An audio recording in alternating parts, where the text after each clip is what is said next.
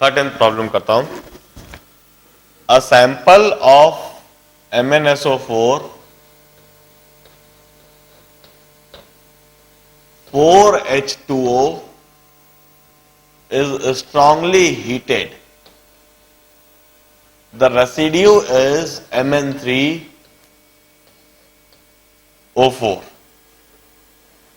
This residue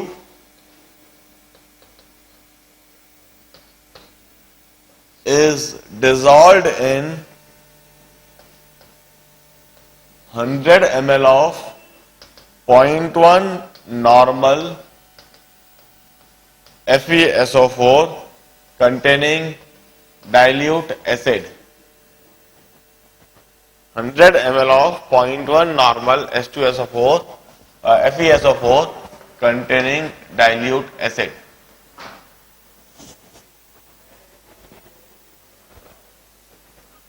The solution react completely. अब यह जो solution बना, this solution react completely with 50 ml of KMnO4.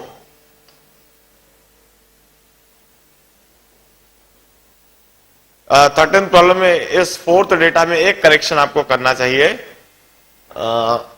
25 ml of KMnO4 used in step 3 require, इसको 300 ml के बजाय 30 ml कर लीजिए।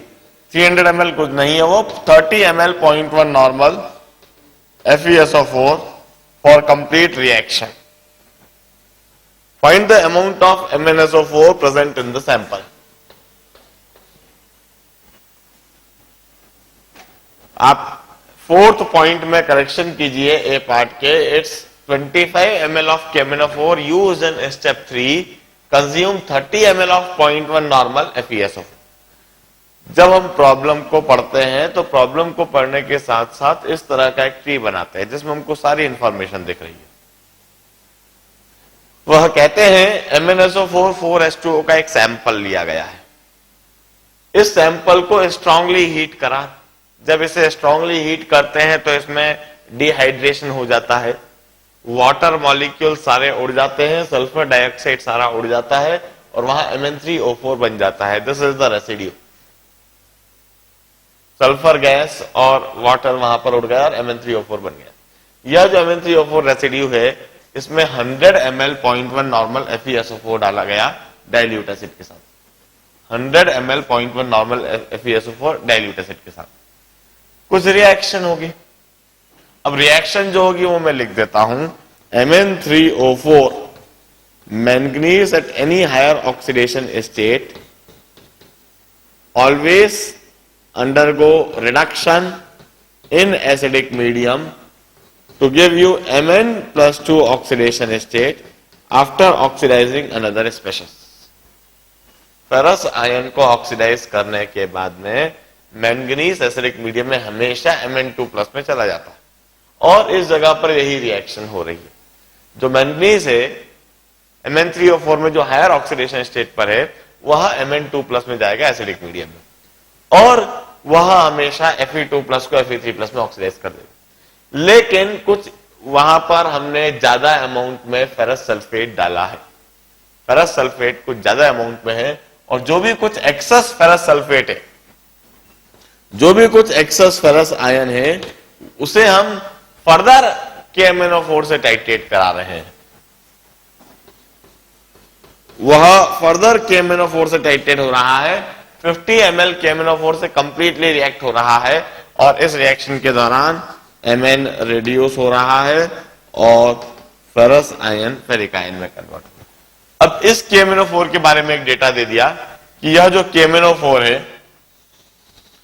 This 25 ml of the sample of KMnO4 titrate completely with 30 ml of 0.1 normal FeSO4। अब यह जो data दे रखा है, इस डेटा के द्वारा मैं KMnO4 की नॉर्मेलिटी निकाल सकता हूं।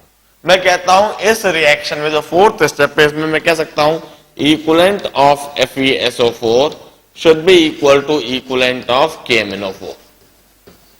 इक्वलेंट ऑफ FeSO4 में लिखता हूं normality into volume in ml.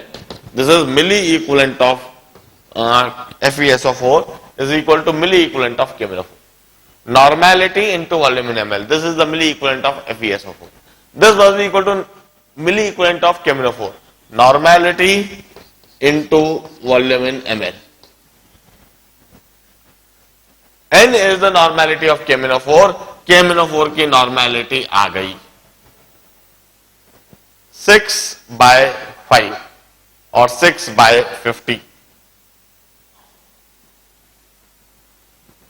6/5 into 0.1 or this normality is 0.12. This is the normality. यह जो KMnO4 है इसकी नॉर्मेलिटी है 0.12 नॉर्मल. इस KMnO4 सैंपल की नॉर्मेलिटी हमने निकाल ली. इस ब्रांच में दिस इज प्रॉब्लम फिलॉसफी. यह तो हमेशा प्रॉब्लम को करते समय, प्रॉब्लम को करने से पहले उस प्रॉब्लम में इन्वॉल्व स्केलेटन रिएक्शन मेंशन करना जरूरी होता है, कंपलसरी होता है. This are the skeleton reaction, the basic skeleton reaction. Complete reaction नहीं है, बैलेंस्ड रिएक्शन नहीं है, लेकिन स्केलेटन रिएक्शन. इस रिएक्शन से हमें यह पता लग जाता है कि इस प्रॉब्लम में कौन कौन से स्पीशीज इन्वॉल्व है, किस किस स्पीशीज का ऑक्सीडेशन हो रहा है, किस किस स्पीशीज का रिडक्शन हो रहा है, ऑक्सीडेशन होके कौन कहां से कहां जा रहा है, रिडक्शन होके कौन कहां से कहां जा रहा है. इस चीज को मेंशन करना कंपलसरी होता है. यदि आप इस स्टेप को, इस इन्वॉल्व रिएक्शन को नहीं लिखते हो तो मार्क्स कट जाएंगे. भले ही आपका आंसर परफेक्ट हो, भले ही आप सब कुछ सही सोच रहे हो, सही कर रहे हो, लेकिन जो कुछ आप सोच रहे हो यदि उसको लिख नहीं रहे हो तो आपका दिमाग पढ़ने नहीं आ रहा है कि आप क्या सोच रहे हो. उसको वही दिखेगा जो कॉपी में लिखा हुआ है. तो जो कुछ आप सोचते हो कि यह रिएक्शन वहां पर हो रही है वो आपको लिखना कंपलसरी है. यह लिखने के बाद में हमने इस स्टेप में भी जो इक्विवेलेंट कंसेप्ट लगाया है हम उसे जरूर मेंशन करते हैं. हम हमेशा लिखें MEQ of FeSO4 equal to MEQ of KMnO4 in 4 और milliequivalent of FeSO4 milliequivalent of KMnO4 को इक्वेट करके यह नॉर्मेलिटी हमने KMnO4 की ऑब्टेन कर ली. Now equivalent of KMnO4 used और equivalent of KMnO4 used is normality into volume in liters. इतने इक्विवेलेंट KMnO4 के यूज अप हो रहे हैं. और यह इक्विवेलेंट KMnO4 के किसके साथ यूज अप हो रहे हैं? इधर कुछ एक्सेस अनरिएक्टेड फेरस सल्फेट रह गया है. इस एक्सेस अनरिएक्टेड फेरस सल्फेट के साथ यूज हो रहे हैं. Hence this is equal to equivalent of excess ferrous sulphate. How many equivalent of initially how many equivalent of ferrous sulphate do we have? Initial equivalent of ferrous sulphate कितना है? Normality into volume in litres. This is the initial equivalent of ferrous sulphate. So how many, ये तो हमने initially लिया था, इसमें से कुछ ने Mn3O4 से रिएक्ट कर लिया. What is equivalent of ferrous sulphate reacted with? Equivalent of ferrous sulphate reacted with Mn3O4. कितने इक्विवेलेंट फेरस सल्फेट के Mn3O4 से रिएक्ट करें? इनिशियल इक्विवेलेंट माइनस बचे हुए equivalent.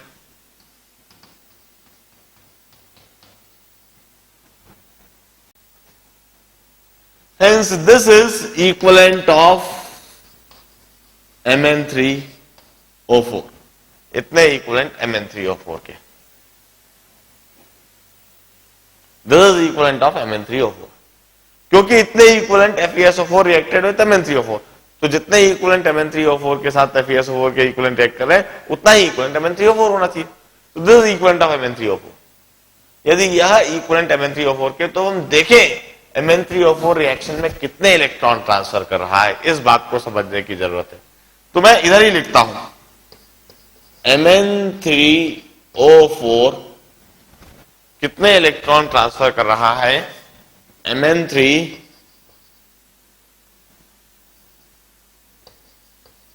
is giving you Mn2 plus, और इस Mn3 पर टोटल चार्ज कितना है, +8 चार्ज है।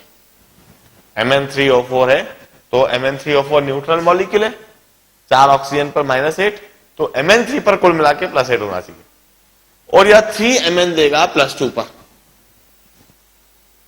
इधर नेट चार्ज +8 हुआ, इधर नेट चार्ज +6 हुआ, इसका मतलब 2 इलेक्ट्रॉन ट्रांसफर कर रहा है एक Mn3O4। एक Mn3O4 2 इलेक्ट्रॉन ट्रांसफर कर रहा है। हेंस इक्विवेलेंट ऑफ Mn3O4 जो निकाला है, इससे हम मोल्स ऑफ Mn3O4 निकाल सकते हैं। Moles of Mn3O4 is equivalent of Mn3O4 divided by 2, 0.01 minus, what is this equal to, this is 0.6, 0.006।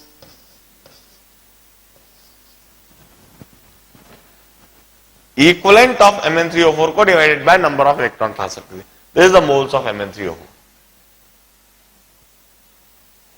जगह थोड़ी कम पड़ रही है, मुझको कहीं ना कहीं से मुझे साफ करना होगा। मैं रिएक्शन को साफ कर देता हूं, यह रिएक्शन आप सब लिख लें, मैं रिएक्शन को साफ कर देता हूं।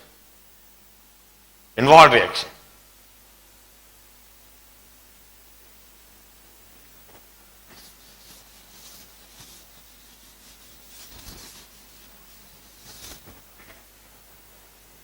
यदि हमने मोल्स ऑफ Mn3O4 निकाल लिया तो मोल्स ऑफ MnSO4 आ जाएगा, MnSO4 4s2O। जरा सोचिए, मैं कहता हूं 1 मोल Mn3O4 3 मोल MnSO4 से मिलेगा। मोल कंसेप्ट लगा रहा हूं अब, 1 मोल Mn3O4 3 मोल MnSO4 से मिलेगा, पक्का है।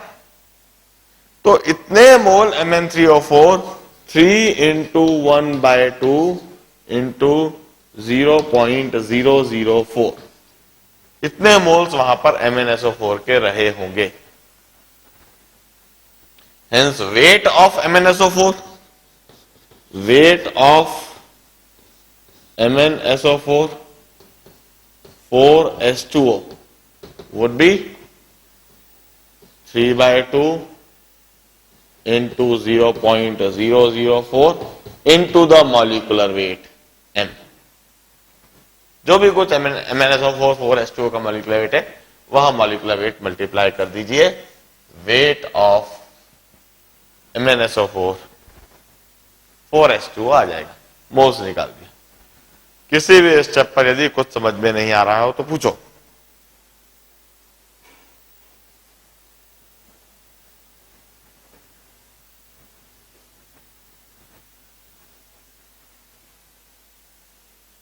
इन्वॉल्व रिएक्शन को सबसे पहले देखना चाहिए। हाँ, थर्ड मतलब इधर से ये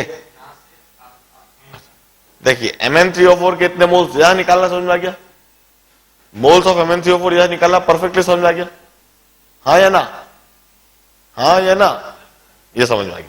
अब देखिए Mn3O4 के जितने भी मोल से MnSO4 से बन रहे हैं, मैं कहता हूं 1 मोल Mn3O4 के लिए 3 मोल MnSO4 होना चाहिए, क्योंकि Mn को देखकर बोल सकते हैं ये बात। तो इतने मोल MnSO4 के लिए इंटू 3 कर दिया, इतने मोल्स MnSO4 रहे होंगे, तो इतने मोल MnSO4 मतलब moles of MnSO4 into molecular weight, इतने ग्राम से MnSO4 रहे होंगे। इसमें पूरा मॉलिक्यूलर वेट जोड़ना MnSO4 4s2 पूरा।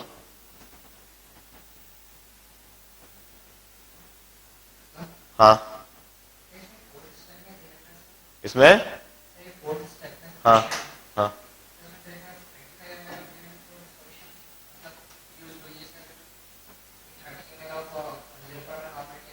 हाँ,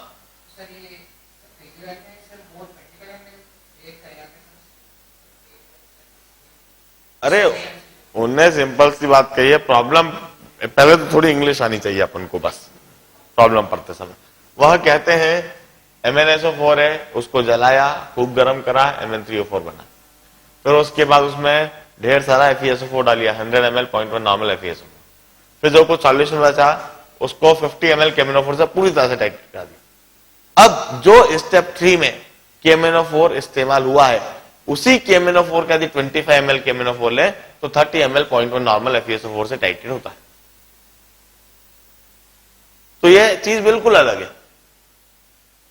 हमने इस चीज को इस्तेमाल करते हुए सबसे पहले नॉर्मेलिटी ऑफ KMnO4 निकाल लिया, क्योंकि इस स्टेप से हमको स्ट्रेंथ ऑफ KMnO4 इजीली पता लग जाती है। Equivalent of FeSO4 should be equal to equivalent of KMnO4।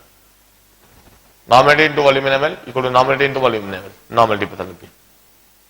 अब इससे नॉर्मेलिटी ऑफ KMnO4 जो पता लगी, हम उसके लिए कहते हैं equivalent of KMnO4 used up is equal to normality into volume in litres.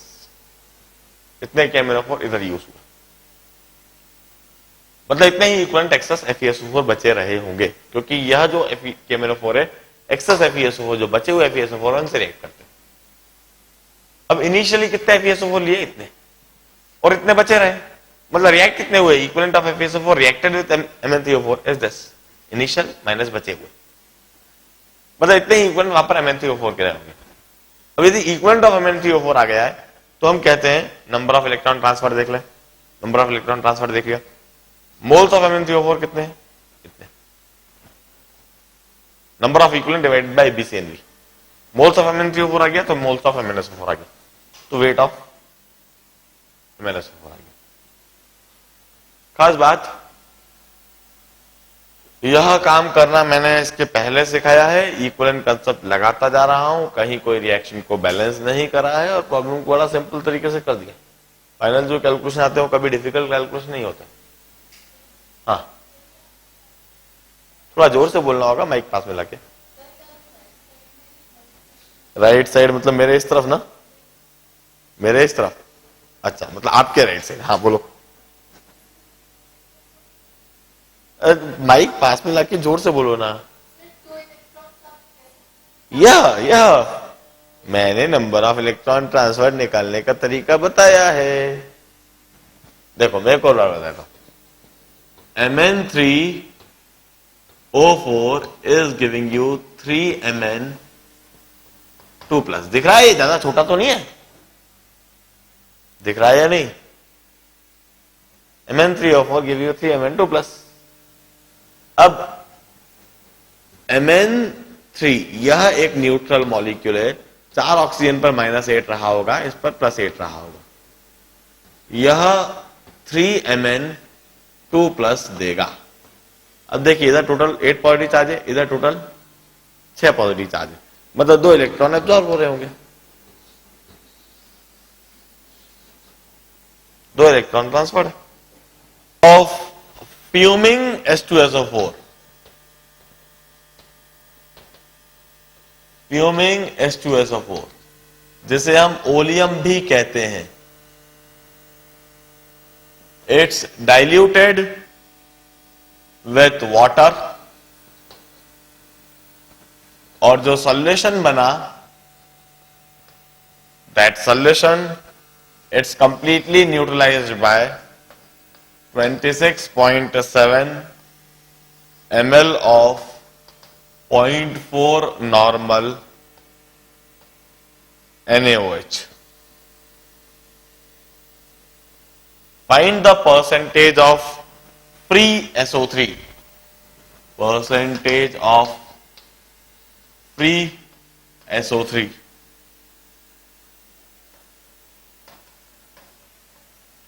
in oleum, यह बताना है। This is the basic problem. देखिए,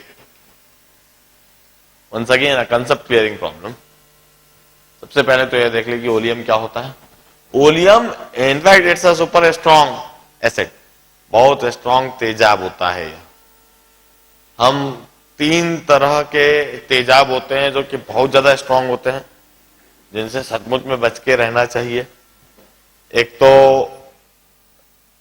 aqua regia, it consist of HNO3 and HCl in the ratio of 1:3 or 3:1. Another is this fuming H2SO4, we call it oleum. And the third is fuming nitric acid. यह तीनों ही बहुत strong तेजाब होते हैं, और in fact इनका जो वजन होता है उस वजन से भी ज्यादा इसमें एसिड होता है। कैसे होता है समझो। फ्यूमिंग H2SO4 में प्योर H2SO4 के अंदर सल्फर डाइऑक्साइड गैस डिसॉल्व होती है। अब इससे क्या होता है कि सल्फर डाइऑक्साइड गैस के डिसॉल्व होने से इसमें जब भी पानी डाला जाए तो यह सल्फर ट्राइऑक्साइड गैस डिसॉल्व होती है। फ्यूमिंग ओलियम में H2SO4 के साथ सल्फर ट्राइऑक्साइड गैस डिसॉल्व होती है, और सल्फर ट्राइऑक्साइड गैस के डिसॉल्व होने से जब भी इसमें पानी डाला जाए तो सल्फर ट्राइऑक्साइड गैस का हाइड्रोलिसिस होता है, और वहां पर और भी ज्यादा H2SO4 बन जाता है। तो जो उसका एक्चुअल वेट है, उस एक्चुअल वेट से भी ज्यादा उसमें H2SO4 होता है। X मोल H2SO4 के हैं, Y मोल सल्फर ट्राइऑक्साइड के हैं। तो वहां पर पानी के डाल देने से X मोल H2SO4 तो ऐसे कैसे ही रहेंगे, लेकिन इस सॉल्यूशन में H2SO4 बनेगा, X मोल H2SO4 तो आ ही जाएंगे, और Y मोल सल्फर ट्राइऑक्साइड के, Y मोल सल्फर ट्राइऑक्साइड के Y मोल वाटर से रिएक्ट करके Y मोल H2SO4 और दे देंगे। तो वहां पर कुल मिला के X plus Y moles H2SO4 बन जाएगा। अब जरा देखिए, 2 इक्वेशन बनाएंगे। एक तो weight of H2SO4 is 98x, weight of H2SO4 is 98x, weight of sulfur trioxide is 80 into Y. This total weight must be equal to 0.5. 0.5 grams of oleum लिया गया। अब देखिए, X plus Y moles H2SO4 है, X plus Y moles H2SO4 है। कितने equivalent H2SO4 के? H2SO4 इस reaction में 2H पॉजिटिव देगा और साथ में सल्फेट आयन देगा।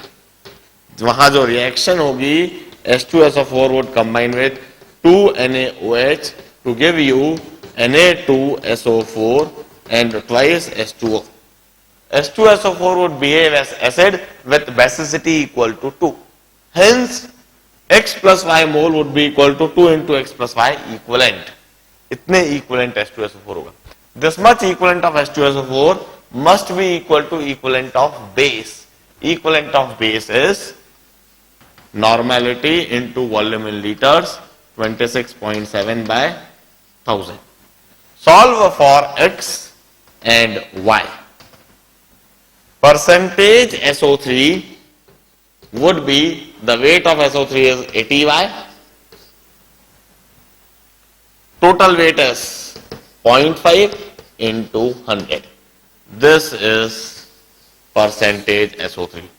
Calculate in order to get the answer, and then start attempting 15th problem. हाँ जी, जोर से बोलो, माइक पास में लगे। ये ये H2SO4 के कितने मोल्स है? H2SO4 के मोल्स एक्सप्रेस वाई क्या समझ में आ गए? पक्का? यदि H2SO4 के एक्सप्रेस वाई मोल समझ में आ गए तो इससे समझने ज्यादा समस्या नहीं होनी चाहिए, क्योंकि number of moles into ABCNV factor is number of equivalent. क्या मैंने बताया? Number of moles into ABCNV factor is number of equivalent. क्या मैंने बताया? और ABCNV फैक्टर H2SO4 के लिए 2 है। It's basicity is 2 for this reaction, इसलिए ABCNV फैक्टर 2, बेसिसिटी 2 मल्टीप्लाई कर दिया, नंबर ऑफ इक्विवेलेंट होगा। Number of equivalent of H2SO4 is equal to number of equivalent of NaOH, normality into volume in litres. हाँ जी,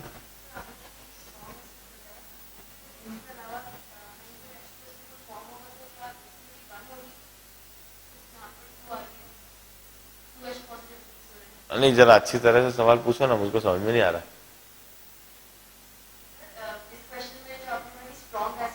हाँ, नहीं नहीं नहीं नहीं, H2SO4 का मतलब इसमें कहीं ऐसा कुछ मेंशन नहीं करा है। हम हमेशा एक बोलेंगे कि H2SO4 react completely with NaOH।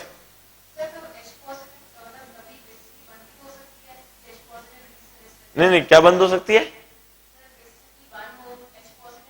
H2SO4 की यदि होगी तो देंगे आपको, बता देंगे कि इधर H2SO4 एक ही H बॉडी रिलीज कर रहा है, लेकिन यदि नहीं बताए ना तो आप 2 H बॉडी रिलीज होता हुआ मानो,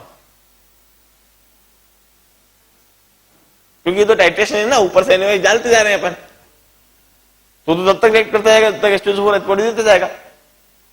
जब तक कि H2SO4 सारे H बॉडी नहीं दे दे, जब तक सारा NaOH टाइट्रेट नहीं हो जाए, तब तक वहां पर कलर चेंज होगा ही नहीं। आप DB रेट से NaOH डालते जाओगे, रिएक्शन कंप्लीट होगी। 15 सवाल आप ट्राई करो, अटेम्प्ट करो। हाँ जी, ये कैसे लिखी? सच पूछ रहा है तुझको नहीं समझ में आई है? सच पूछ यार, क्या सच मुझे समझ में नहीं है? समझा देता हूं पर sir, X mole of H2SO4, Y mole of SO3. Number of moles into molecular weight, that is weight in grams. Number of moles into molecular weight, that is weight in grams. Weight in grams of H2SO4, weight in grams of SO3, that is the total weight in grams.